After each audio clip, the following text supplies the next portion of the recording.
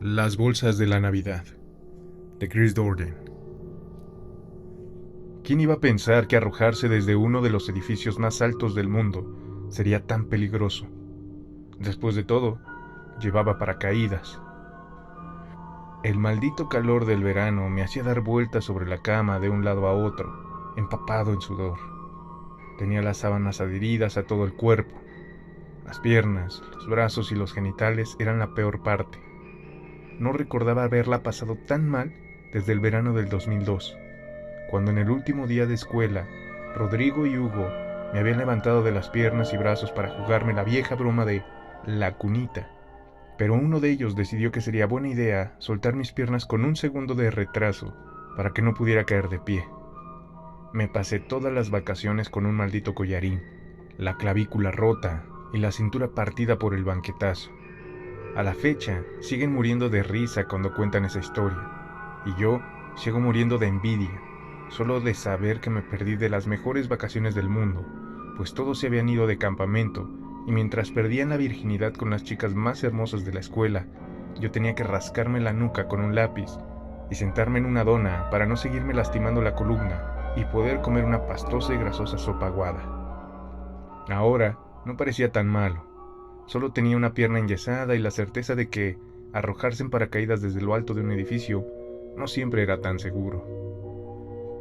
Belle estaba todo el tiempo pendiente de mí. Era una gran cocinera, gran compañera, pero aún mejor amante.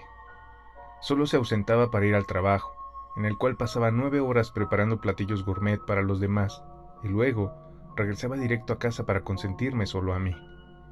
Lo único que detestaba del asunto eran sus horarios.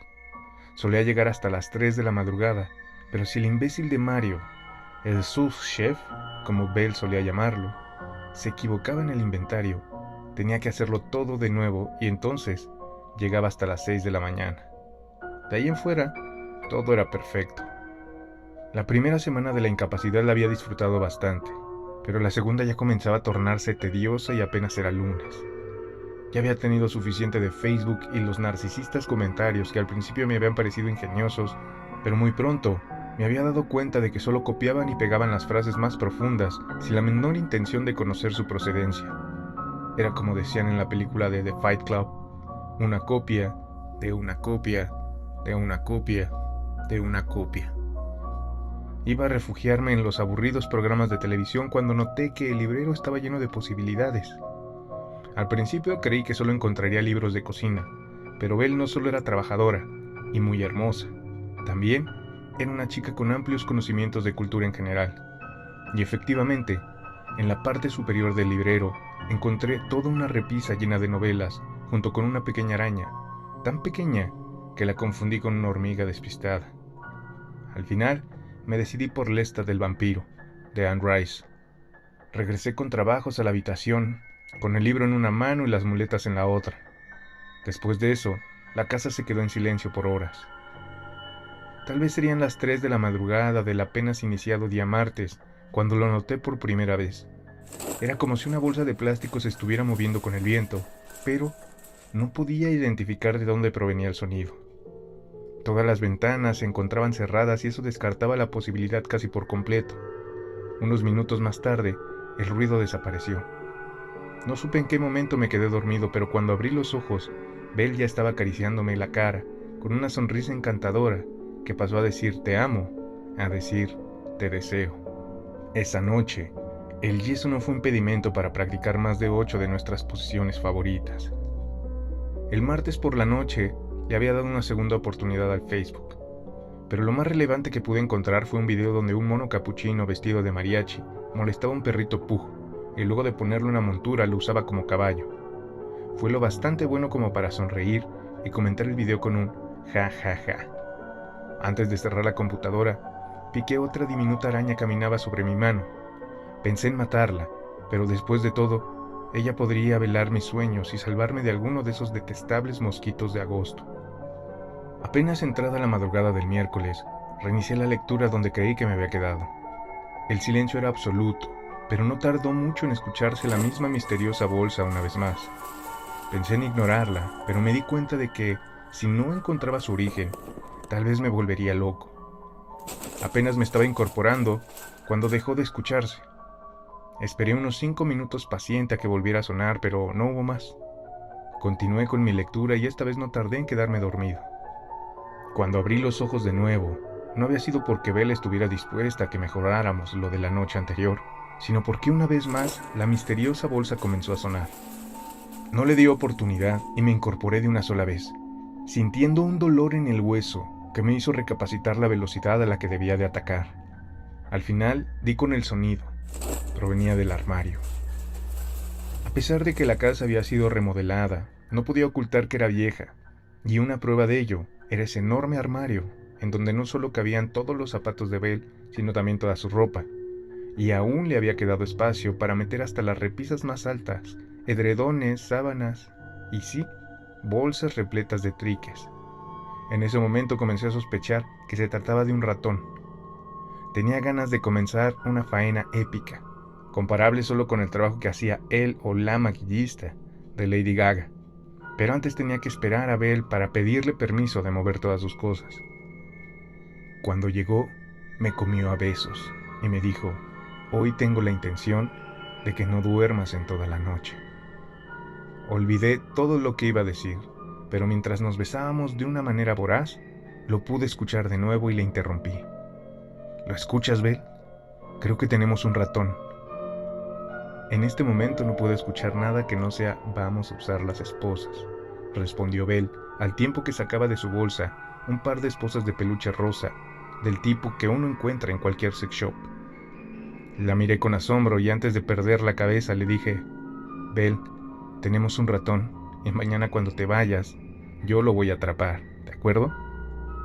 Haz lo que quieras mañana, pero hoy vas a hacer lo que yo te diga. Si la bolsa hizo ruido durante la noche, seguro que nadie la pudo escuchar. La siguiente noche, ya ni siquiera encendí la computadora. Me había enganchado el libro con la manera en la que Lestat de Lincourt había salido a cazar en las montañas a una jauría de lobos que estaba atormentando al pueblo, y durante la batalla había perdido a su caballo y a 2 enormes perros que habían dado su vida para protegerlo. La sangrienta escena de cómo los lobos habían devorado a los animales me parecía grotesca, y me aterraba imaginar qué se sentía morir de esa forma.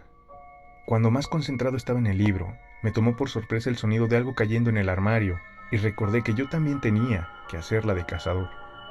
Me incorporé y me apresuré a ver qué era, pensando que si Lestat había podido con una jauría de lobos, yo sin duda podría con un pequeño ratón. Medité un momento mientras contemplaba el lugar. Vi que lo que se había caído era una de las bolsas negras de la parte más alta del closet. Decidí que tenía que ir por una jerga húmeda para ponerla debajo de la puerta de la habitación y que el pequeño monstruo no pudiera escapar. También necesitaría tener a la mano jalador, escoba y bolsa. Eso sería suficiente para este cazador. Al abrir la bolsa que se encontraba en el piso del armario, me encontré con un montón de esferas hechas pedazos. Más abajo había un antiguo duende de la Navidad. Era uno de esos muñecos viejos que en su tiempo podrían haber sido hermosos, pero que con los años había adquirido una expresión desesperada y una sonrisa enfermiza. Lo dejé a un lado para seguir buscando. Al fondo, solo encontré series navideñas. Ahora sabía por dónde debía de comenzar, la parte de arriba. Pensé que seguro el ratón ya se había instalado en alguna de las cajas y me mentalicé para revisar bolsa por bolsa. Estaba muy oscuro y la poca luz que alcanzaba a entrar no daba para iluminar sino hasta la repisa inferior. Bajé a una bolsa negra con mucho cuidado. Esta era muy ligera. Antes de ponerla en el piso, miré en su interior y un par de ojos me tomaron por sorpresa. Casi di un grito y estuve a punto de soltar la bolsa, pero me contuve. Miré con más detenimiento y vi que solo eran los ojos del reno de Navidad más feo que hubiera visto. Lo que le había dado un aspecto aterrador era esa horrible hierba grisácea que utilizaban para los nacimientos. Pensé que todos esos adornos no debían de pertenecer a la Navidad sino al Halloween. Sin duda, matarían de miedo a muchos tan solo con ponerlos a oscuras y cerca de una vela. Metí la mano, temeroso de lo que podía encontrar. La revolví toda y solo pude hallar un par de borregos de cerámica y un caballo de plástico. Tomé la siguiente bolsa, mucho más polvorienta que la anterior. Al traerla hacia mí, tiré algo sobre la misma repisa. No le di importancia en ese momento. Miré dentro de la bolsa y encontré un hermoso Santa Claus de porcelana y tela, junto con un montón de series y luces navideñas. Saqué el muñeco y bajé la bolsa al suelo. Apenas lo comenzaba a observar cuando regresé la vista a la repisa. Miré por unos segundos y esperé a que mis ojos se acostumbraran a la oscuridad. Al principio, creí que eso que había tirado se trataba de más de esa hierba gris, pero luego comenzó a tomar forma. No era un ratón, era una maldita y enorme rata del tamaño de un conejo. De no haber tenido la pierna enyesada, habría saltado hasta el otro extremo de la habitación. Perdí el equilibrio y sin soltar el Santa Claus, me sostuve de la pared para no caer. Pensé que la brusquedad de mis movimientos la harían saltarme a la cara, pero la rata ni siquiera se movió. Miré con atención y vi que la razón era que estaba muerta. Tenía la cola gruesa como un lápiz y muy tiesa. Estiré la mano lentamente y antes de que pudiera tocarla, algo extraño comenzó a pasar.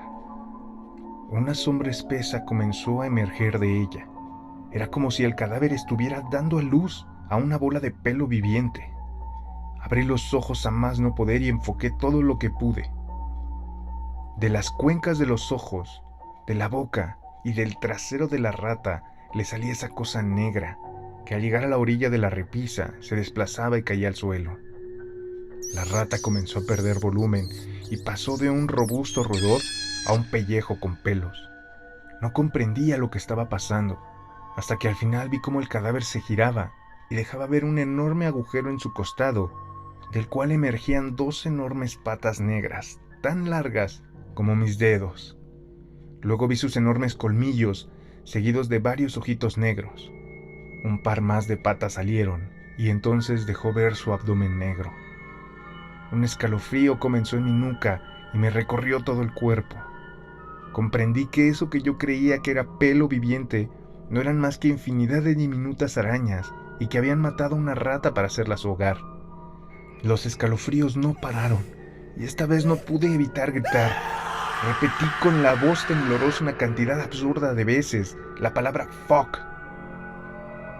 La araña se movió a una velocidad increíble hacia una de las esquinas del armario, y antes de que pudiera hacer cualquier cosa, yo ya estaba cubierto de arañas de todos los tamaños que habían trepado por mi mano izquierda, el brazo, el cuello, la nuca, las orejas y hasta la cara. Sentía miles de patitas caminando veloces, atravesando desde el lado izquierdo de mi espalda al derecho, y luego una sensación semejante a la de un baño de alfilerazos. Fue ahí cuando me di cuenta de que las arañas estaban saliendo de la boca de Santa. Lo arrojé con todas mis fuerzas.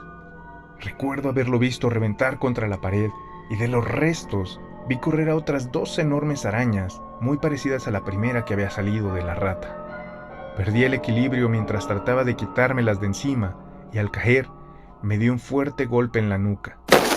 Vi un flashazo y luego toda la habitación muy iluminada. Lo último que recuerdo fue a una de esas enormes arañas corriendo a toda prisa hacia mi rostro. No supe más. Cuando desperté fue porque el dolor me había invadido por completo. Sentí como si tuviera el cuerpo completamente quemado y no estaba lejos de ser así, pues el veneno había necrosado mi piel, la había disuelto. Me comencé a mover con desesperación y en ese momento me percaté de que me habían amputado el brazo izquierdo. Dos enfermeras se apresuraron a controlarme, pero no sabían cómo hacerlo. Cuando llegó la doctora, inmediatamente puso una inyección en las bolsas que estaban conectadas a mi brazo derecho y del cual también habían desaparecido los dedos. Las siguientes semanas deseé estar muerto.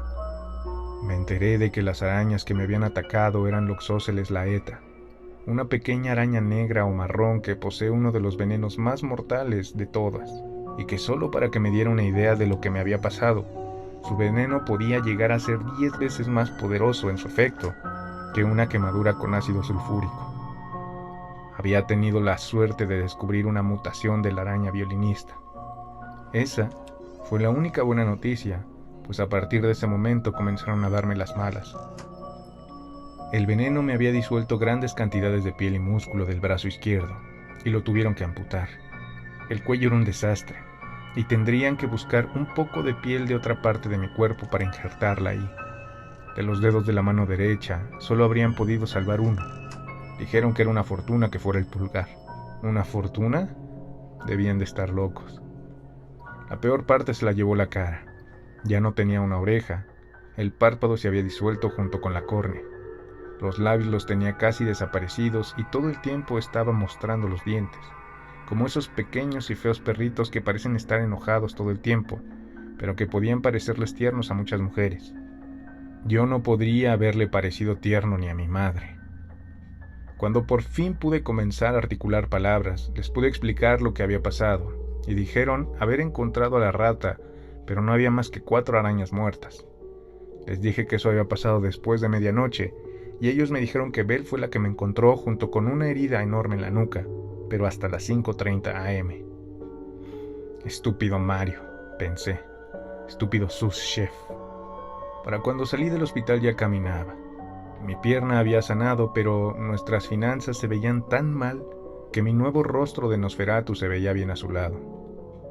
Lo primero que descubrí fue que me podía dar un ataque de pánico si veía una araña. Tardé más tiempo en darme cuenta de que Santa Claus me hacía cagarme de miedo, literal. Entonces vi que esas arañas también habían disuelto mi dignidad. La vida con un rostro que no encontrarías ni en la mejor película de terror no es posible de llevar por nadie. Pero yo era un tipo optimista, y así me habría conservado, pero hace pocos días comenzó a darme migraña y una insoportable picazón en la cabeza. Me rasqué y me rasqué, hasta que comprendí que la picazón no venía del cuero cabelludo, sino desde dentro de mi cráneo. Hoy escribo estas líneas esperando salvar la vida de algún incauto, advirtiéndole que las bolsas de la Navidad pueden ser más aterradoras que las de Día de Muertos. Yo por mi parte, no tolero la idea de compartir el mismo destino que la rata. Así que me despido terminando todo esto como comenzó, pero esta vez voy a asegurarme de que no me romperé solo una pierna. Soy Chris Gordon. Buenas noches.